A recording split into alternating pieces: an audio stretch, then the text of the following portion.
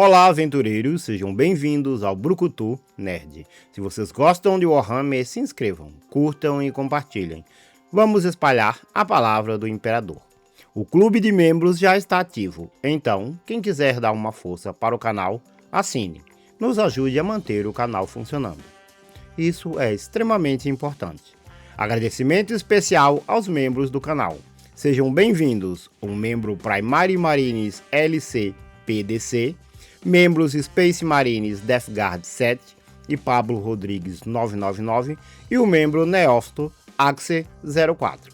A sua ajuda é de extrema importância na luta contra os Xenos, os hereges e os traidores. Esse vídeo é o pedido de um inscrito e membro do canal, Death Guard 7. E os acontecimentos descritos se passam no livro Gathering Storm 3, Rise of the Primarch, e no livro Cypher, Lord of the Fallen.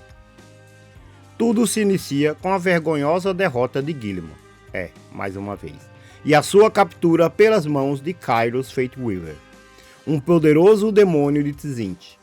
Ele e centenas de ultramarines, junto com milhares de forças conjuntas da Cruzada Terrana, foram presos pelos Red Corsair, ou os Corsários Vermelhos, se preferirem. Sua base, uma Blackstone Fortress, ou Fortaleza da Pedra Negra. Mas o destino às vezes é benevolente, e são tecidos em teias invisíveis por seres muito antigos, além da compreensão dos seres sencientes comuns.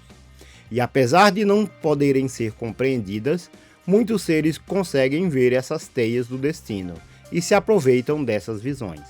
Um deles é Eldrath Ultram. Para surpresa dos Red Corsairs, eles foram atacados por tropas de Khorne. Dúzias e mais dúzias de Void Ships de forças Khornates atacaram o Blackstone Fortress. Seu propósito? Desconhecido.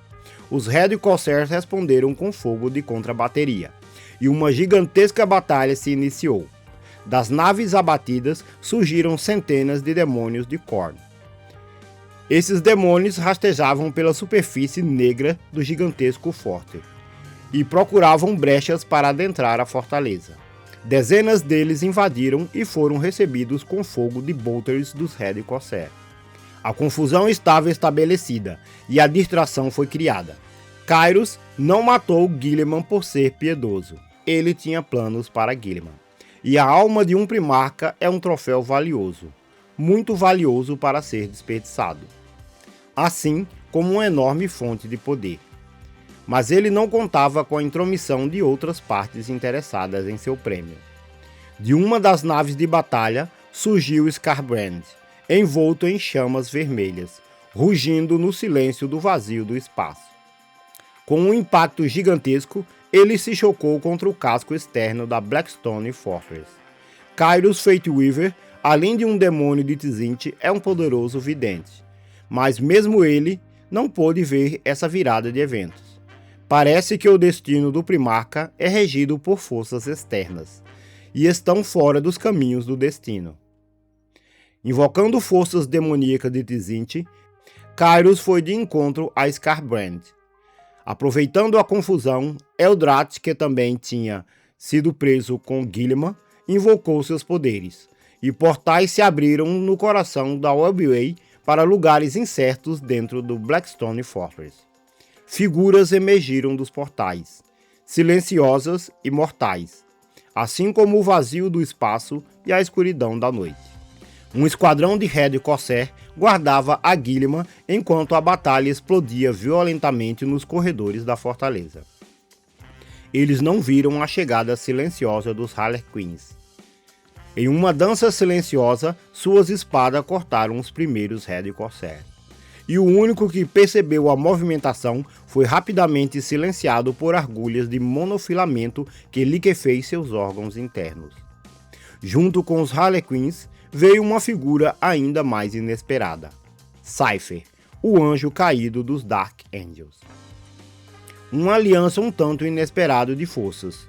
O que as teias do destino estariam tramando? Ele pegou uma runa que abriria as celas mágicas. Essas celas continham a Guilliman e os Ultramarines.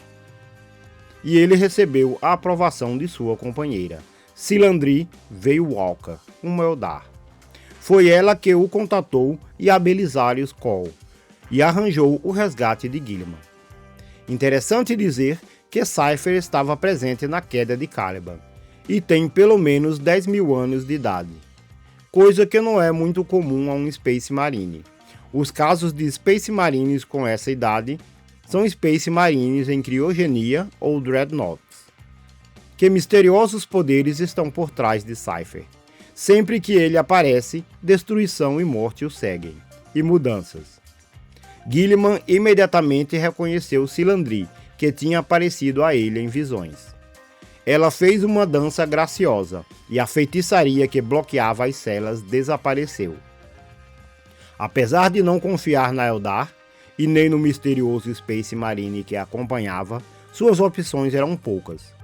E ele agradeceu por ter lhe libertado e aos seus Space Marines, mas eles ainda estavam desarmados. Ela, porém, tinha a solução desse problema, e apontou o caminho para recuperarem as suas armas. Ele decidiu acompanhar e ver se ela era confiável, e quais as suas motivações. Eles chegaram nos Stasis Chambers, câmaras gigantescas de Stasis. Não se enganem, não são simples câmaras, mas salões gigantescos com exércitos inteiros presos dentro deles. Belisarius Cawl e seus exércitos, e os exércitos dos Ultramarines com tanques e aeronaves de combate, e peças de artilharias. Na primeira câmara de êxtase estava Saint Celestine e Supéria. Na segunda, Belisarius e seus exércitos de Skitarii e os Battle Servitors. Na próxima câmara de êxtases, Voldo e seus Grey Knights, assim como seus Dread Knights. Na última câmara, finalmente, os Ultramarines com seus Dreadnoughts e dezenas de tanques e warships. O debate se seguiu. O que fazer a seguir? Os Space Marines e Guilliman queriam retornar para suas Void Ships e sair da fortaleza. Mas Veilwalker alertou que seria impossível sair da fortaleza com os Red Corsairs, os demônios de Tzint e os Asseclas de Khorne, todos querendo seus escalpos, e ofereceu uma outra solução, a Webway. Havia na fortaleza dezenas de caminhos da Webway. Alguns deles os levariam ao destino que eles queriam. Guilliman ponderou que passar pelos demônios e os traidores teria um custo muito alto em vida dos Astartes, e talvez nem fosse possível com seus recursos atuais. Então, optaram pela Webway. Mesmo assim, o caminho até o portal da Webway não seria sem resistência. Ao longo do caminho, a batalha foi brutal, e Nova Marines, Grey Knights e Black Templars entraram em combate contra as forças de Skybrand. A batalha foi intensa e não estava a favor dos legalistas que não conseguiam avançar. Em meio ao desespero e uma possível ruína, surgiu uma esperança inesperada: a Legião dos Condenados. Ninguém sabia o porquê e nem como, mas a ajuda chegou em um momento realmente necessário. O poder e a brutalidade da Legião dos Condenados, junto com os Grey Knights e Saint Celestine, deu um novo fogo para a batalha. E Guilliman e os legalistas conseguiram avançar junto ao portal.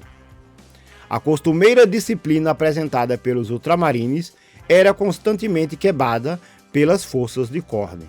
As forças do demônio Khorne causam um efeito de ira e ódio em qualquer um próximo, e transformam qualquer um em um guerreiro movido pela fúria e pelo ódio apenas, e prazer e paixão pela batalha. Qualquer estratégia ou senso de dever desaparece perante as forças de Khorne. Somente as mentes mais fortes conseguem resistir a esse poder. Mesmo um primarca se sente tentado a apenas combater, como uma besta cega pela fúria. Com uma força de vontade inabalável, Guilliman se forçou a dar ordem aos seus soldados e a ignorar as forças de Khorne e se dirigir para o portal. Uma parte das forças ignorou as ordens de Guilliman e saíram como bestas para batalhar contra as forças de Khorne. Ele as deu como perdida e se dirigiu ao portal. A Legião dos Condenados o seguiu, junto com Celestine, Voldus, e quando estavam chegando ao portal, o próprio Skarbrand chegou diante deles. Guilliman avançou e o combate foi brutal. Ele sabia que não poderia perder tempo.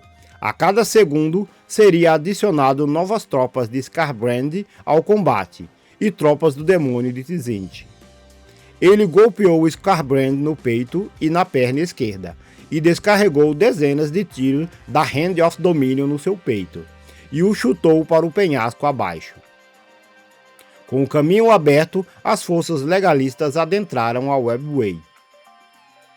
Das forças que saíram das celas, apenas 2/3 chegaram à Webway. A outra parte foi dilacerada pelo caminho. Felizmente, Cypher, Voldus, Celestine e os Harlequins sobreviveram, assim como Belisarius e boa parte dos Skitarii. Mas o destino não seria tão bondoso com as forças legalistas, e dentro da Webway, outra surpresa os aguardavam. Eles se depararam com os Thousand Sons, os filhos de Magnus, e Guilliman tinha certeza que isso não era uma coincidência. Guilliman sabia que com seus poderes Psykers, Magnus tinha previsto isso, e Magnus tinha apenas um objetivo: chegar até a Terra e destruir o Mundo Trono. Ele não poderia ir direto para a Terra, abrir um portal direto no Mundo Trono e dar uma chance a Magnus de chegar diante do Imperador. Os planos então foram reformulados. E junto com Veilwalker e os Harlequins decidiram abrir um portal que os levasse até Luna, a Lua, o satélite natural da Terra. Guilliman chegou então à conclusão que se eles adentrassem Luna e os Thousand Sons os seguissem, as forças da Terra seriam alertadas e enviariam reforços para ver o que estaria acontecendo. O plano então foi traçado, e em meio a disparo de bolters entre as forças legalistas e os Thousand Sons, a corrida para o portal que levaria a Luna começou. Aqui vai um adendo. Para quem lê os livros, fica a tristeza de ver Space Marines, Grey Knights e até mesmo Custódios morrendo como se fosse infantaria comum. Apenas 2 tiros de Bolt conseguem matar um Custódio. Se no mundo de Warhammer morresse tantos Space Marines com esse nível de fatalidade, já estariam extintos faz tempo. A dificuldade de se recuperar as sementes genéticas e de se criar um Space Marine, e mais ainda de se fazer um Custode, jamais daria conta da quantidade de mortes exibidas nos livros. A falta de cuidado e conhecimento dos autores é vergonhosa. Depois desse desabafo, segue o vídeo. Guiados por Silandri Veilwalker e os Harlequins, eles emergiram em Luna. E como esperado por Guilliman, os Thousand Sons os seguiram. A batalha rompeu forte, com baixas para ambos os lados, mas Guilliman e as forças legalistas se entrincheiraram para defender sua posição. E os Rubricai Marine e seus controladores não conseguiam avançar. A batalha estava favorável para Guilliman e os legalistas. Tudo o que eles precisavam era ganhar tempo até os reforços chegarem. Mas um surto de poder surgiu, e uma aura maléfica surgiu de dentro do portal. Uma aura maligna, e uma figura vermelha e com chifres emergiu. O Primarca Magnus, o Vermelho. O Primarca irmão de Guilliman surgiu e a batalha mudaria de rumo. Ao surgir, Magnus invocou um escudo, e os legalistas que estavam protegidos, destruindo as forças de Magnus, encontraram uma dificuldade. Agora protegido pelo escudo de Magnus, as forças dos Thousand Sons avançavam sem nenhuma dificuldade. A batalha virou, e as forças legalistas sofriam pesadas baixas enquanto as forças de Magnus estavam protegidas. Guilliman viu que isso seria seu fim, e avançou com um grito de guerra para confrontar Magnus. Com um golpe brutal, Guilliman lançou a Magnus contra um cruzador caído há milênios na superfície da Lua. O golpe foi tão brutal que ambos encontraram-se entre os destroços. O maxilar de Magnus foi destruído e o sangue escorria pela sua boca. Essa batalha será contada em um vídeo específico, em todos os seus pormenores. Basta para vocês saberem que Guilliman estava correto. Ele conseguiu segurar Magnus e as forças suficientes para que a ajuda chegasse. E a ajuda veio. Durante a confusão que se rolava na Lua, a Terra detectou e mandaram ajuda. Eles conseguiram segurar Magnus e suas forças tempo suficiente para que a Terra e seus defensores viessem com reforços. E a ajuda veio em forma de gigantes guerreiros dourados. Os Adeptos Custódes chegaram, junto com os Iron Fists e a Astra telepática. E sua fúria caiu sobre os Thousand Sons. A fúria do Imperador desceu sobre eles, com os Custódios destruindo as forças de Tzintte e dos Thousand Sons. Celestine e os Grey Knights tiveram fôlego para avançar. Sendo atacados por ambos os lados, as forças de Magnus estavam sofrendo pesadas baixas. Junto com o Custódios e as Irmãs do Silêncio, Guilliman aproveitou a oportunidade para avançar contra Magnus. Junto com as Irmãs do Silêncio, anulando os poderes de Magnus. A batalha seria de força bruta e selvageria, apenas carne e sangue, lâmina e músculos. Leviatãs de adamantium e plastio cruzavam os céus de Luna, descendo uma barragem de projéteis explosivos sobre os demônios de Tzintte e os Thousand Sons. Valkyries em Land Raiders chegaram ao campo de batalha, trazendo Iron Fists e Custódios junto com mais Irmãs do Silêncio. Os poderes de Magnus e os Thousand Sons falhavam, e os demônios enfraqueciam e gritavam de desespero na presença das Irmãs do Silêncio. Elas, por sua vez, despejavam uma barragem de fogo e bolteres sobre os hereges. Silandri Veilwalker viu a vantagem passar para o lado dos legalistas. Com o fôlego dado pela chegada dos Iron Fists e Custódios, ela viu a oportunidade de banir Magnus e os Feiticeiros do Caos de volta para o Warp. Ela avançou para o portal mais perto que fora corrompido por Magnus para adentrar Luna.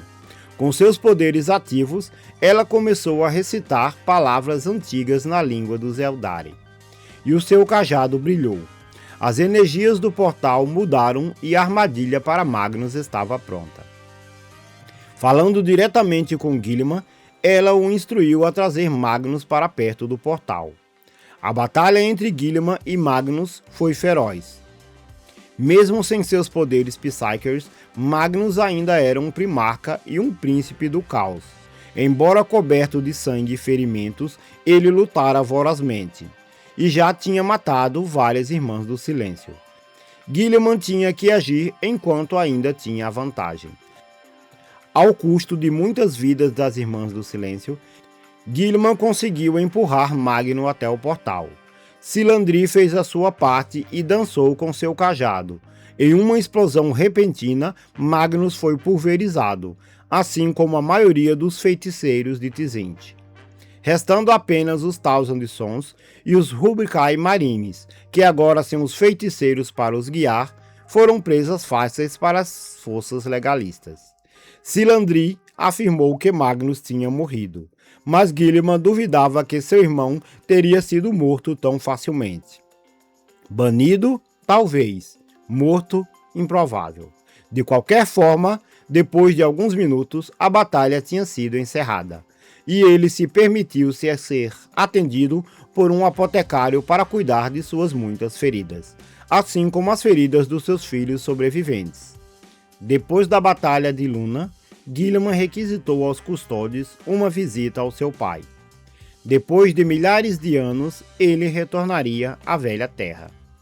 A viagem foi rápida, e ele não deixou de se maravilhar com a vista da Terra pelas janelas do transporte. Mas uma sensação de estranheza o tomou. Depois de milhares de anos, a Terra estava muito mudada. Uma parada da Vitória foi arranjada, e a procissão se arrastou por dias, até chegar ao último portão diante do Salão do Trono Dourado. A porta adornada em ouro e pedras preciosas, e uma luz dourada emanava lá de dentro. finalmente ele veria o seu pai novamente. Junto com ele estavam o Capitão Sicarius, Grandmaster Voldus, o misterioso Cypher e seus irmãos de batalha, junto com Belisarius Cawl e Catarina Greyfax, e a Santa Celestina. E atrás deles o que restou da cruzada terrana, depois de todos esses dias de combate. Os custódios guardavam o portão, e de um jeito formal perguntaram a Guilliman qual o seu propósito. O ar ficou tenso. A multidão ao redor silenciou. Quem fez o questionamento foi o comandante Khalim Varanor dos Custódios. Da mesma maneira, de um jeito formal, o capitão de escudos Andrônitos dos Custódios, que acompanhava Guilliman desde Luna, anunciou os visitantes. O propósito de Guilliman e sua comissão era simples: uma audiência com o imperador. Depois de milhares de anos, um primarca havia votado e queria ver o seu pai. O comandante aceitaria sua identidade como verdadeira ou declararia que isso era um engodo e demandaria provas de que realmente ele era Guilliman, o filho do imperador? O comandante Varanor ponderou e deu seu veredito. O primarca poderia entrar na sala do trono do imperador. Somente o primarca. Todos os outros ficariam de fora. O rosto de Cypher se contorceu e ele segurou no cabo das suas pistolas.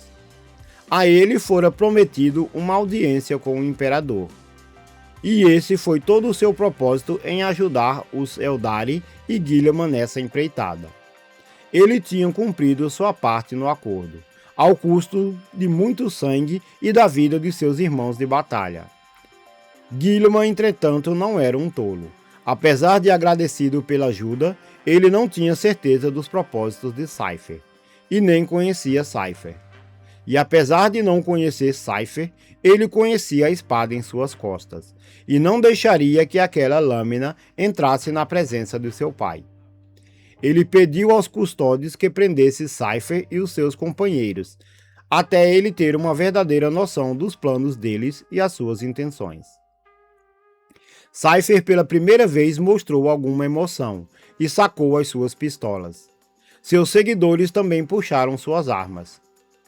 Pela primeira vez, Cypher vacilou e ficou na dúvida entre tentar uma fuga desesperada ou tentar adentrar o trono dourado e cumprir o seu propósito. Mas rapidamente foram cercados pelos custódios. Não existia uma chance real, nem de fugir e nem de chegar na presença do imperador. E mesmo com uma fúria intensa, ele se ajoelhou e se rendeu junto com seus seguidores. Eles foram presos em uma cela pelos custódios. Celas que ninguém nunca tinha escapado desde tempos imemoriais. As Dark Cells, ou as Celas Negras. Anotem esse fato. Guilliman finalmente foi permitido entrar e ver o seu pai. Finalmente, depois de tantos milênios. As horas se passaram e os membros da Cruzada Terrana aguardaram do lado de fora da sala do trono. E depois de um dia inteiro, Guilliman retornou. Guilliman se dirigiu ao comandante Varanor e pediu uma audiência com os altos lordes da Terra. Ele assumiria o posto de Lorde Comandante do Imperium novamente. Ao sair, ele soube da fuga de Cypher. Como ele conseguiu escapar? Ninguém sabe. Que tipo de forças ele governa? E qual é o seu propósito? Ninguém sabe. O que realmente é a espada que ele carrega. Mesmo tendo uma aura de poder, e Guilliman a reconhecendo, a incerteza a cerca. E Guilliman não explicou o que era ela. É interessante frisar que mesmo sendo uma espada e emanando tanto poder, Cypher nunca usa essa espada em batalha. Nunca. Cypher é uma das figuras mais misteriosas de Warhammer e talvez nunca conheçamos de verdade os seus propósitos e que forças operam junto com ele. Mas sabemos que todas as vezes que ele aparece, grandes acontecimentos ocorrem no mundo de Warhammer. Para entendermos melhor os propósitos de Cypher e o que aconteceu com ele quando ele foi aprisionado nas celas negras dos custódios, temos que ir para outro livro, Cypher, Lord of the Fallen, ou se preferirem, Cypher, o Senhor dos Caídos. Esse livro conta sobre seu aprisionamento nas Dark Cells dos custódios, seu interrogatório e sua fuga. Mas não entraremos nesses pormenores, afinal, é um outro livro, e só ele já daria alguns bons vídeos. O que importa é que aqui relata a sua fuga e sua tentativa de cumprir o seu propósito, chegar na presença do Imperador. Em uma luta desesperada e uma fuga de seus perseguidores, muito sangue foi derramado e dezenas de vidas foram perdidas dentro do Palácio Imperial. Um custódio que deveria estar morto há horas atrás volta à vida e traz uma visão junto com ele. Seu nome é Hecaron. E através de caminhos ocultos, ele se põe entre Cypher e o caminho que leva ao Imperador. Eu sabia que você estaria aqui, e eu conheço o seu propósito, diz Hecaron. Você não teria como saber isso, responde Cypher. Eu trago uma mensagem do Imperador. Ainda não. Hecaron diz para Cypher. Ainda não. Cypher apenas baixa suas pistolas e deixa o Palácio Imperial e a Terra. Nos ajude. Faça um Pix de qualquer valor. R$1, R$2 será de uma ajuda monumental. Qualquer valor mesmo. Qualquer ajuda é mais do que bem-vinda. Nos ajude a manter o canal funcionando. Se você chegou até aqui, digite Cypher nos comentários. É um gesto simples, mas de extrema importância para o canal. E novamente, se você puder, se torne um membro. Isso ajudará grandemente o canal. Se você gostou, considere se inscrever, curta e compartilhe. Vamos espalhar a palavra do Imperador.